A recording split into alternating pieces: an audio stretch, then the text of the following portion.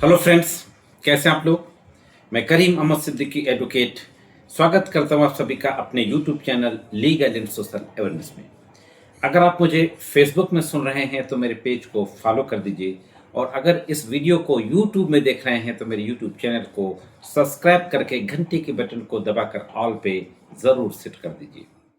अभी पिछले दिनों आपने देखा कि एनसीईआरटी की कक्षा 8 की एक सोशल साइंस की बुक में एक चैप्टर में जुडिशियल करप्शन का एक आर्टिकल ऐड कर दिया गया। हाँ दोस्तों, न्यायिक भ्रष्टाचार यानी न्यायपालिका में भ्रष्टाचार। जैसे ही ये खबर हमारे सुप्रीम कोर्ट के मुख्य न्यायमूर्ति महोदय जस्टिस सूर्यकांत के पास तक पहुंचती है तो वो बिल्कुल आग बबूला हो जाते हैं। वो सीबीएसई के अधिकारियों को नोटिस जारी कर देते हैं, चेतावनी देते हैं, कोर्ट में तलब करते हैं। फाइनली सीबीएसई के अधिकारियों को जो जुडिशियल करप्शन नाम का चैप्टर एनसीईआरटी की कक्षा 8 की सोशल साइंस की बुक में जो ऐड किया गया था उसको हटाना पड़ता है। साथियों, क्या इस लोकतंत्र में न्यायपालिका एक ऐसी संस्था हो गई है जिस पे बात नहीं की जा सकती है? क्या वाकई न्यायपालिका में भ्रष्टाचार के बारे में इससे पहले किसी ने कोई बात नहीं की? आज की वीडियो में इसी के बारे में बातचीत करूंगा। अभी हाल ही में आपने अखबारों में पढ़ा होगा, खबरों में देखा होगा, एक तमिल फिल्म है करप्पू। इस करप्पू फिल्म को लेकर के एक याचिका दाखिल की जाती है मद्रास हाईकोर्ट में, और यह आरोप लगाया जाता है कि फिल्म में न्यायपालिका को गलत तरह से दिखाया गया है। मद्रास हाईकोर्ट के जस्टिस जी.आर. स्वामीनाथन और जस्टिस वी लक्ष्मी नारायण की बेंच इस मामले की सुनवाई कर रही थी। इन दोनों न्यायमूर्तियों ने बहुत जबरदस्त टिप्पणी की न्यायपालिका के भ्रष्टाचार के बारे में। इन दोनों न्यायमूर्तियों ने कहा कि न्यायपालिका में भ्रष्टाचार है, जजों को पवित्र गाय की तरह नहीं माना जाना चाहिए। मतलब जजेज आर नॉट होली काउज, जजेज पवित्र गाय नहीं है। न्यायपालिका में भी भ्रष्टाचार था और है। ऐसी कई घटनाएं आती रही हैं, इन दोनों जजों ने कहा। इन दोनों न्यायमूर्तियों के बेंच ने कहा कि उन्हें न्यायिक भ्रष्टाचार के मामले देखने को मिले हैं।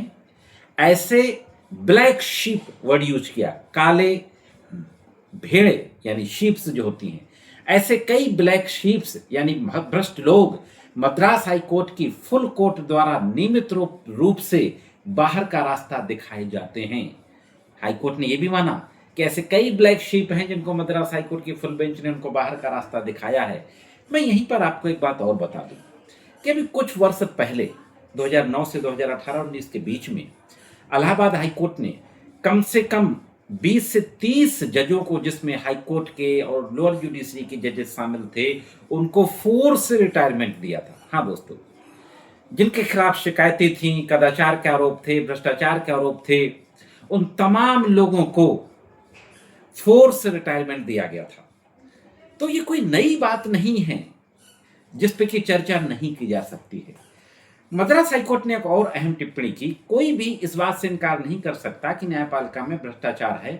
पहले भी जज भ्रष्ट थे, आज भी हैं, हम जानते हैं, और हमें न्यायिक भ्रष्टाचार के मामले देखने को मिले हैं।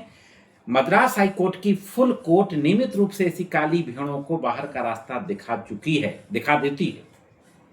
कोर्ट ने यह भी कहा कि भ्रष्टाचार को अक्सर बाल यानी वकीलों का जो संस्था है के सदस्य बढ़ावा देते हैं, और हाई कोर्ट हमेशा भ्रष्ट लोगों को पकड़ने और स्थिति से उचित तरीके से निपटने के लिए कड़ी नजर रखता है। ये बात जरूर कही हाई कोर्ट ने कि कोई जो बार के सदस्य हैं वो उसको बढ़ावा देते हैं, और इसमें कोई दो राय नहीं है कि बार का जो लेवल होता था उसमें गिरावट आई है। तो सिर्फ बार में नहीं गिरावट आई, बेंच में भी गिरावट आई है, जैसा कि न्यायमूर्ति महोदय कह रहे हैं। न्यायपालिका में भ्रष्टाचार तब तक नहीं हो सकता जब तक बार के कुछ सदस्य भ्रष्ट लोगों के साथ ना मिल जाएं, ऐसा न्यायमूर्ति महोदयों का कहना है।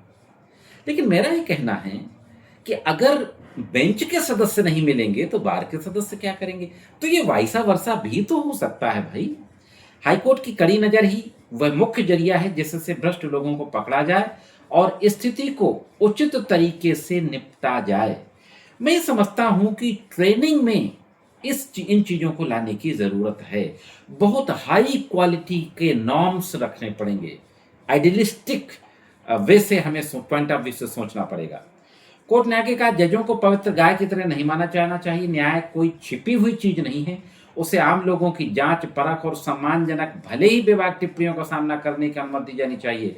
उन्होंने कहा कि भाई सम्मानजनक टिप्पणी यानी सम्मानजनक तरीके से फैसलों की आलोचना की जानी चाहिए और इसकी अनुमति दी जानी चाहिए। याचिकाकर्ता, जैसे मैंने बताया कि करप्पू फिल्म पे बैन लगाने के लिए हाईकोर्ट का दरवाजा खटखटाया था और उसने दलील दी थी कि फिल्म के एक सीन में एक जज को रिश्वत लेते और नशीले पदार्थों का सेवन करते दिखाया गया है। उसने तर्क दिया था कि ऐसे सीन संविधान के खिलाफ हैं, जजों की प्रतिष्ठा को नुकसान पहुंचाते हैं। उसने यह भी तर्क दिया कि फिल्म के डायरेक्ट बालाजी ने बिना सोचे समझे भारतीय न्यायिक व्यवस्था की आलोचना की है। यानी फिल्म के जो डायरेक्टर हैं बालाजी, उनके जिस तरीके के सीन उन्होंने डाले हैं उससे न्याय व्यवस्था की आलोचना होती है। कोर्ट ने और महत्वपूर्ण टिप्पणी की, फिल्म कला की एक रचना है। कलाकार के पास खुद को तरीके से व्यक्त करने की अपनी आज़ादी होती है जो कानून में मना ना हो। ऐसी मनाही को इशारों में समझकर किसी रचनात्मक सोच वाले व्यक्ति के अधिकारों को कुचला नहीं जाना चाहिए। अगर कानून के दायरे से बाहर जाकर किसी बौद्धिक क्षमता और रचना की स्वाभाविक या सीखी हुई शक्ति में दखल दिया जाता है तो रचनात्मकता खत्म होने की राह पर चली जाती है, और जब रचनात्मकता मर जाती है तो सभ्यता के मूल्य भी खत्म हो जाते हैं। बहुत बड़ी बात कही। क्रिएटिविटी अगर खत्म हो गई तो सिविलाइजेशन के जो वैल्यूज हैं वो भी खत्म हो जाते हैं। कोर्ट ने आगे कहा कि संविधान का अनुच्छेद 19(1)(a) जो नागरिकों को आजादी और अभिव्यक्ति का अधिकार देता है, freedom of speech and expression, इस आजादी का मतलब है कि कोई भी व्यक्ति बोलकर, लिखकर, छापकर, तस्वीरों के जरिए या किसी अन्य तरीके से अपनी राय व्यक्त कर सकता है।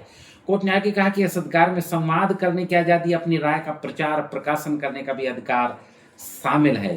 तो इस तरीके से महत्वपूर्ण टिप्पणी करते हुए फिल्म पर रोक लगाने और उसे नियंत्रित करने का कोई आधार ना पाते हुए हाईकोर्ट के दोनों न्यायमूर्तियों ने इस याचिका को खारिज कर दिया। यह केस था RS Tamilvendan versus the secretary and others. साथियों, इसी मामले में इस बात की भी चर्चा की गई कि सुप्रीम कोर्ट के पूर्व न्यायमूर्तियों ने यह भी कहा, किसी ने कहा 20% भ्रष्टाचार है जुडिशरी में, किसी ने कोई और परसेंटेज कहा, लेकिन हाईकोर्ट ने कहा कि हम ऐसी टिप्पणियों को बढ़ावा नहीं देते हैं, ना हम इन पे यकीन करते हैं, लेकिन जजेज आर नॉट होली काउज, जजेज को पवित्र गाय की तरह नहीं माना जाना चाहिए और न्यायपालिका में भी भ्रष्टाचार है। ये बात हाईकोर्ट के जजों ने स्वयं स्वीकार की। कोई भी संस्था अपने इंट्रोस्पेक्शन से बच नहीं सकती है। ये लोकतंत्र है। लोकतंत्र में ट्रांसपेरेंसी, अकाउंटेबिलिटी, रिस्पॉन्सिबिलिटी, ये सारी चीजें होनी चाहिए।